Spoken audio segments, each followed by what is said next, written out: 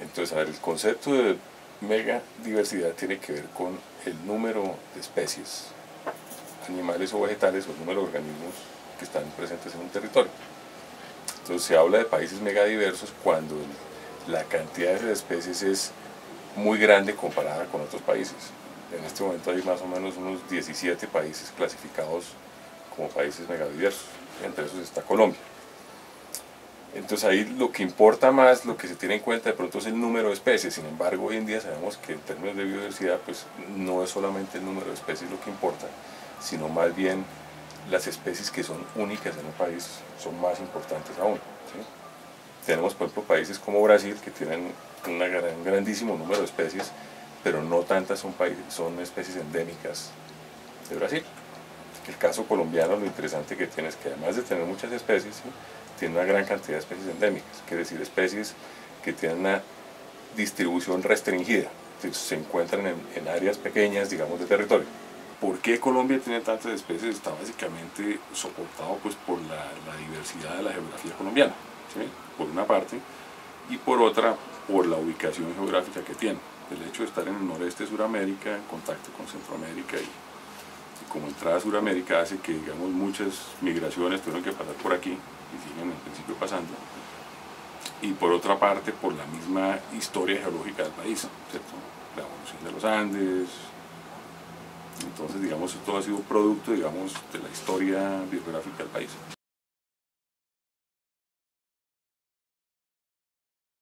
El hombre, cuando está en un territorio, a través del uso de los recursos y del espacio, lo que hace es transformar ese espacio. Básicamente, digamos, en términos generales, lo que se podría ver ahí es que transforma la cobertura vegetal en forma inicialmente, ¿sí?, a través de la agricultura o la ganadería o inclusive generando asentamientos. Entonces los ecosistemas transformados son los ecosistemas que van quedando, ¿sí?, o que son producto de esa actividad humana. Tienen en muchos casos, digamos, características muy diferentes a los ecosistemas naturales, ¿cierto? Porque en la medida en que el hombre pues establece sus actividades, le está quitando el espacio, el hábitat a otras especies que no pueden coexistir en ese tipo de ambientes. Sin embargo, hay formas de paisajes transformados, ¿sí?, que pueden ser altamente diversos, ¿sí?, por la misma configuración que se genera en los ecosistemas, la cantidad de los parches que pueden haber ecosistemas naturales articulados con otras formas de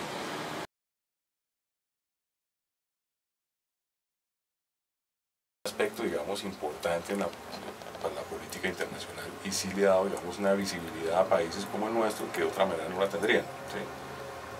En la medida en que nosotros somos uno de estos países, digamos, que tiene un interés desde el punto de vista de su biodiversidad, pues el foro, digamos, del convenio de biodiversidad biológica sí es importante para el país.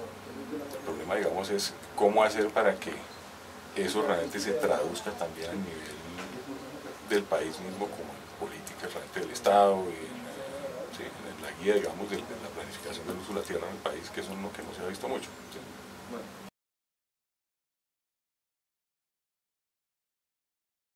Pienso que ahí es importante, digamos, distinguir los diferentes instituciones y escenarios para la transmisión del conocimiento. Si no necesariamente la universidad puede suplantar todo tipo de instituciones a nivel, digamos, local, ¿sí?, pero sí debe hacer el esfuerzo, digamos, de buscar que los resultados de los trabajos, de la investigación y los estudios que se hagan, pues de alguna manera lleguen a diferentes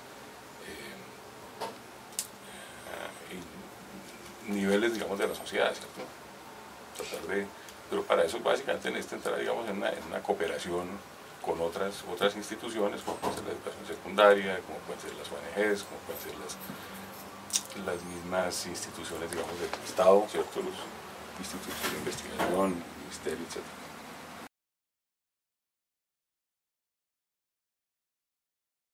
Digamos, de los proyectos que están ahorita funcionando, que pueden ser interesantes, el proyecto de páramo y cambio climático, ¿sí?, está manejando, digamos, el ministerio con el Instituto Humboldt. Básicamente es tratar de entender cómo puede estar afectando y cómo va a afectar el cambio climático en los ecosistemas de alta montaña en Colombia y cómo de alguna manera también eso está afectando, digamos, las formas de utilización de ese territorio por las mismas comunidades, el tipo de la vulnerabilidad no se la ha visto vista desde el punto de vista de la biodiversidad, sino también de las comunidades locales, y poder, digamos, que sirva de base para podernos preparar un poco frente a este proceso, ¿cierto? Que es el cambio climático, que va más allá del clima mismo, se está articulando otra serie de cambios en los ecosistemas y en los sistemas productivos que van a tener impactos importantes.